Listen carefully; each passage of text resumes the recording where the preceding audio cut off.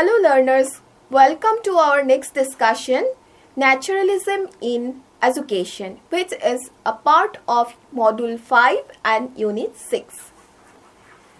As we discussed, naturalism philosophy, which is emphasized on the role of nature, and nature is the ultimate guiding force in life according to naturalism. In the context of education, naturalism advocates for learning that align with the natural development of a child, focusing on experiential, hands-on learning rather than role memorization or rigid instruction in the education system. It prioritizes individuality, self-expression, and inherent potentialities of learners, aiming to create an environment where education is a natural and joyous process. Already in our previous discussion, I have mentioned that naturalistic philosophy has its impact on education a lot. Besides science, ethics, morality, education in educational field, naturalistic has given a modern shape which has been very influential, we can say, and it has its impact in our present education system also, because in the if we see our present education system, then we can see that it's totally child-centered education system, because this system gives importance on the child individuality or their every psychological aspects like interest, attitude, aptitude, personality, intelligence, etc., etc. So psychologically, we can say that it is very much sound if we give importance on, if we create an environment where every child can get a platform for their self-expression, for their individual development. So naturalism philosophy has started to give such type of fantastic idea in the field of education, because this kind of philosophy has focuses on to make the education system a very much joyful process where everybody can get the opportunity to develop themselves. So in this regard, some core principles I will mention here of naturalism in education. What are the core principles while we are discussing naturalistic philosophy in relation to our education system? First of all, the most important principles of naturalism in education is that child-centered approach. What is child-centered approach? Child is the hero in the education system. The child is the focal point of the entire educational process. Their needs, their interest, and natural, everything, their natural intelligence, attitude, aptitude, everything is getting priority in this kind of approaches, and curriculum and teaching method will be directed or redirected according to the child's nature, according to the child needs, interests, etc.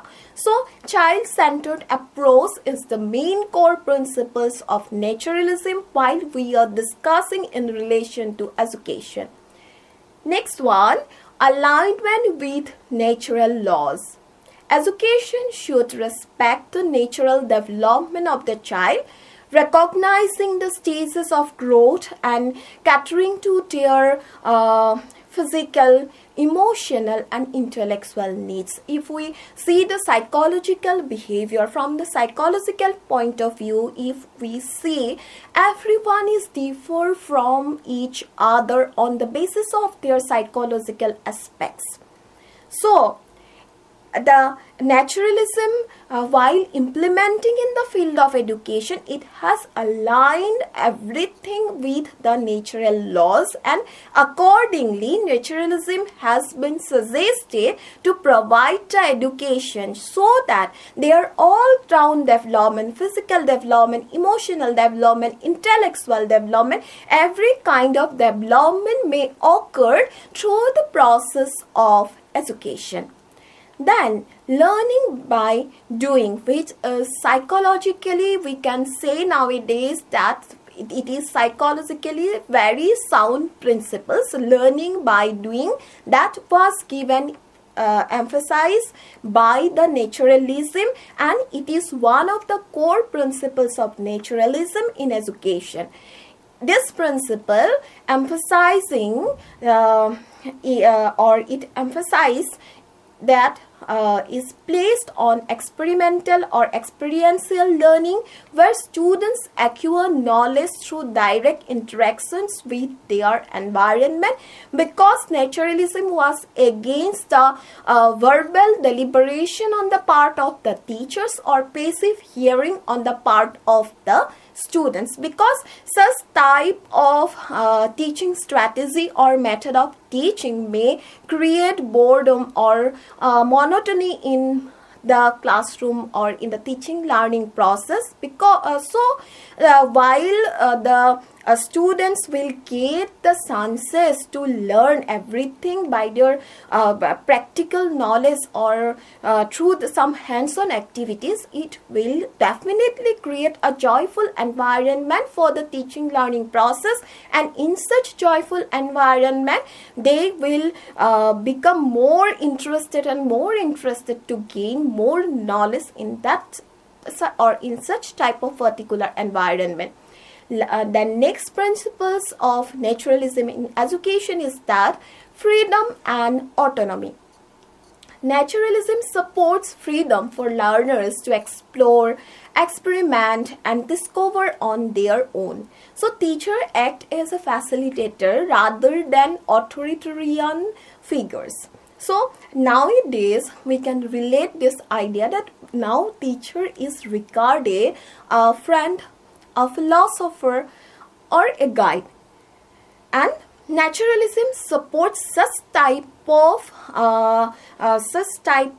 the idea in regard to the teachers, or which it has named as freedom or autonomy, which is actually should be occurred in the classroom situation. That holistic development refers here, education should address all aspects of a child's development.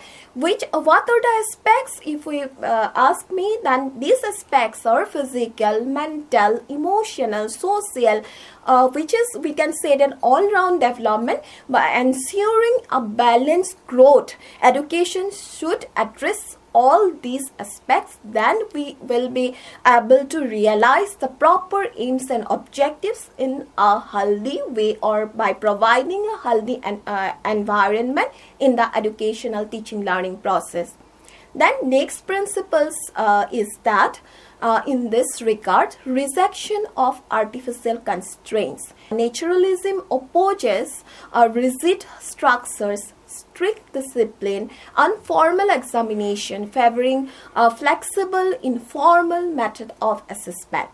Then importance of environment. The environment plays a crucial role in shaping the child's learning. Nature is considered as the best teacher and providing real life context and practical experiences. So these are some of the principles on the basis of which naturalism has suggested what type of aims of education should be there, what type of method of teaching should be adopted, what type of curriculum should be implemented, or what type of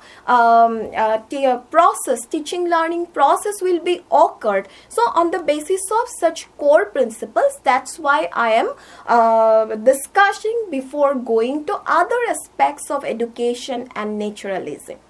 Then after we have already the clear idea about what are the principles and on which principles the naturalistic education has been framed. Now let's discuss aims of education in naturalism. What are the aims of education that naturalistic philosophy has determined? First of all, harmonious development. Harmonious development or all-round development to promote the physical, mental, emotional, social growth of the child in a balanced manner. This would be the aims of education according to naturalism. Then, preparation for life. Preparation for life refers to equip students with practical skills and knowledge that help them adapt to real life situations. Third one, self-expression and creativity, which is very important. It refers to foster creativity and individuality, allowing learners to express their unique talents and interests, because every learners may have their different talent, their different capabilities, their different abilities. So, they have the right to utilize their activity or to foster their individuality in the educational environment. Therefore, naturalism has adopted self-expressions and creativity, which is very much sound principles in regard to the aims of education. Then, another aims of education according to the naturalistic philosophy is that cultivation of natural interest. So, to nurture the child's innate curiosity and love for learning without imposing then artificial pressure. So, this is one of the important principles regarding the aims of education. Then another aims of education according to naturalistic philosophy is that development of moral and ethical values. Already we have discussed about naturalism, what are the points it has been its focus or it's been focuses. Then we have already know that ethical and moral values, naturalism has been focused in their ideas. So development of moral and ethical values, it refers to cultivate values like cooperation, empathy and respect for nature through natural and social interaction. So these are some of the aims of education which has been framed by naturalism or naturalistic philosophy. So first one was harmonious development, preparation for life, self-expression and creativity, cultivation of natural interest and development of moral and ethical values. On the basis of that, the education system should be framed.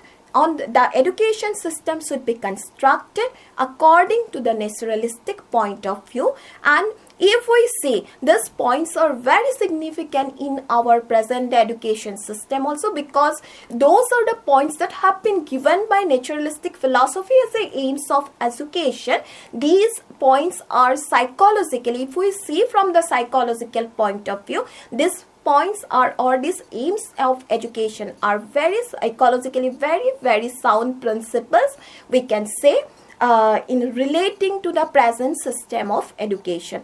So next discussion will be that what are the methods of teaching in naturalism. According to naturalism, what kind of method has been suggested, or what kind of method a teacher should be adopted in the teaching learning process. First of all, experiential learning. Learning occurs through hands-on activities, real-life experiences, and direct interactions with the environment. Say, for example, a science lesson might involve exploring a garden rather than reading about plants in a textbook. It will be more fruitful for students, for a science student. So experiential learning has been given focused or given emphasis by the naturalism. Then next method of teaching that has been suggested by naturalism is that playway method. Play is considered a natural way for children to learn activities like games, role-playing, creative exercises are encouraged by this philosophy. Next one, observation and exploration. Observation and exploration refers children are encouraged to observe their surrounding, ask questions and seek answers through exploration. So this method has been emphasized here. Then as we know that learning by doing, which refers practical project-based learning, takes procedure then over which is takes importance over theoretical instruction. Say for example, building a model or constructing an experiment to understand scientific principle, it will be more fruitful for the students. Then next method that has been suggested by naturalism is flexible curriculum. The curriculum is adapted to the interest, abilities and developmental stages of the child rather than following a rigid or standardized framework. It is very much important because according to the stages of development, child has their different interests, different interests or abilities or different, their interests are also different. So according to their developmental stages, curriculum should be given according to the needs of the society, according to the expectation of the parents as well as the society. The curriculum should be constructed. Curriculum should be changeable. So and from time to time, curriculum should be incorporated with new things. So some such type of flexibility should be available in construction of curriculum according to naturalistic philosophy. So teacher as a facilitator. So what are the role according to the naturalism or what are the role it has imposed on the teacher? So teacher as a facilitator according to the naturalistic philosophy, it means teacher guide and support the learner rather than dictate or control the learning process. They provide resources, encourage curiosity and create a conductive environment for exploration. So after that we can also see what are the role of teacher in naturalistic education. This kind of question may arise in your mind. So I am explaining here that naturalistic education, the teacher's role is significantly different from those of the traditional methods. Instead of being an authority figure, the teacher acts as a facilitator, which will help students to explore and discover knowledge on their own. Teacher will be the observer because observing the natural development of each child and tailoring instruction to their individual needs. This is the prime duty of the teacher, because he should play the role of observer along with the facilitator. The another role that teacher have to be performed here, that the guide, because he has to provide guidance when necessary without imposing rigid controls.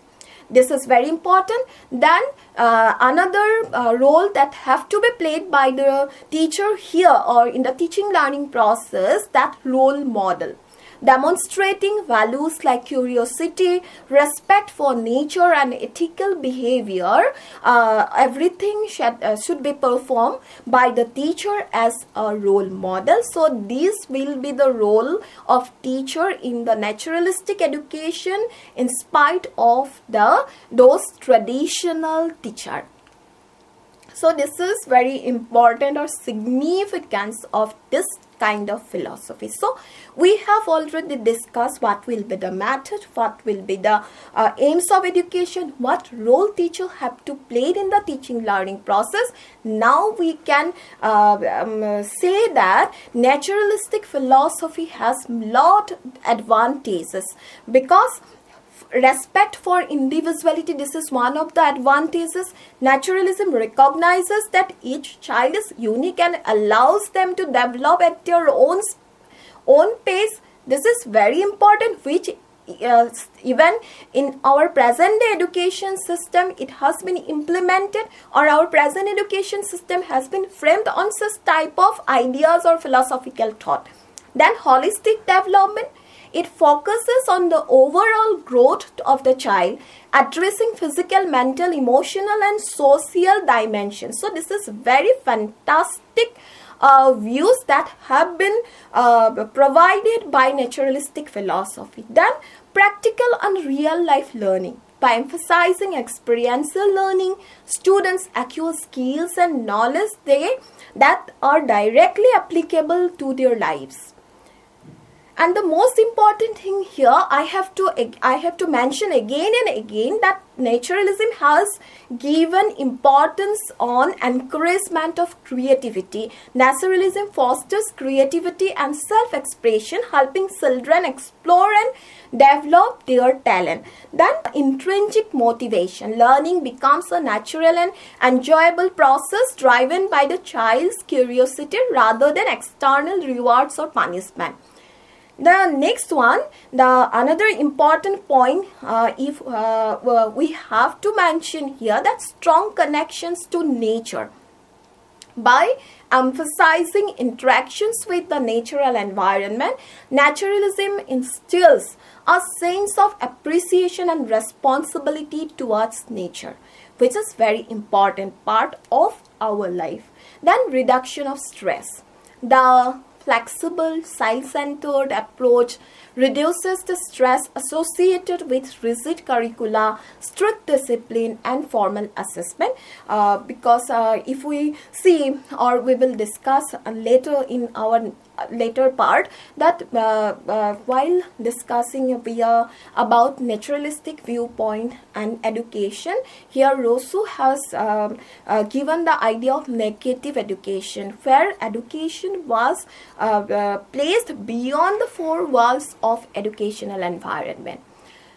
Then as usual, criticism of naturalism in education is there. It is not beyond the criticism, because first of all, it has overemphasis on freedom. Critics argue that the naturalistic philosophy has given more importance on giving too much freedom, which can lead a lack of the indisciplined situation or indisciplined structure in the education system. It has neglected the formal knowledge. The rejection of the structured curricula or formal teaching method may result in gaps in essential knowledge. It may be the criticism against the naturalism. So limited scope. Naturalistic method may not fully prepare students for the complexities of modern life, such as technological advancement and competitive environments. And critics also argue that naturalism heavily relies on the availability of some conducive environment, which may not be feasible in urban or resource constrained settings. And another criticism about the naturalistic philosophy regarding education, the flexible informal approach may lead inconsistent educational outcomes, making it difficult to assess progress. So challenges for teachers. What role naturalism has been imposed on teachers?